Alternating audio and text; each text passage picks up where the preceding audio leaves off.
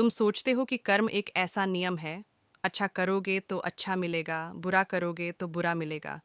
लेकिन सच ये है कि कर्म इससे कहीं ज्यादा गहरा है।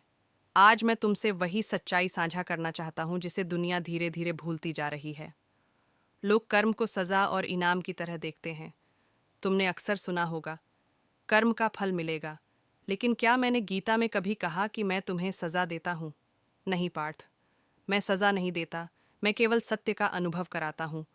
कर्म न मारता है, न डराकर चलाता है, न धमकी देता है। कर्म सिर्फ परिणाम बनकर तुम्हारे पास वापस लौटता है।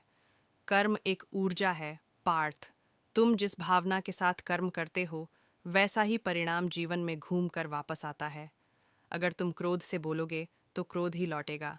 अगर तुम लोभ से काम करोगे तो भीतर हमेशा कमी का अनुभव होगा। अगर तुम भय में निर्णय लोगे तो भविष्य भी डर से भरा दिखाई देगा। लेकिन अगर तुम प्रेम से कर्म करोगे तो जीवन भी तुम्हें प्रेम ही लौटाएगा। याद रखो, कर्म का फल बाहर से नहीं मिलता। कर्म का फल तुम्हारे भीतर से जन्म लेता है। तुम अक्सर पूछते हो, भगवान, मैंने किसी को दुख नहीं दिया, फिर मेरे साथ ऐसा क्यों हुआ?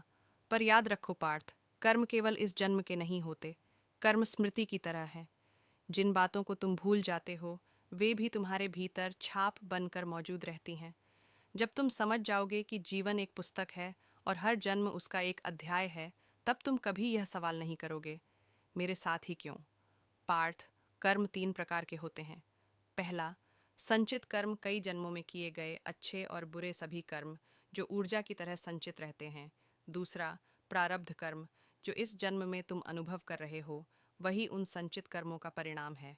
तीसरा, क्रियमाण कर्म, अभी इस क्षण तुम जो सोच रहे हो, बोल रहे हो और कर रहे हो, यही आने वाले समय को बदलने की शक्ति रखता है। याद रखना, इन तीनों में से केवल तीसरा, अभी का कर्म, तुम्हारे हाथ में है। कर्म बदलना मतलब किस्मत को पलटना नहीं, कर्म बदलना मतलब स्वयं को बदलना है। पार्थ, तीन चीजें तुरंत कर्म की दिशा बदल देती हैं।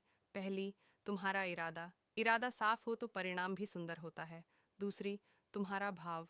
प्रेम से किया गया कर्म हमेशा फूल बनकर लौटता है। तीसरी, तुम्हारा चयन। आज का निर्णय ही कल की दिशा तय करता है।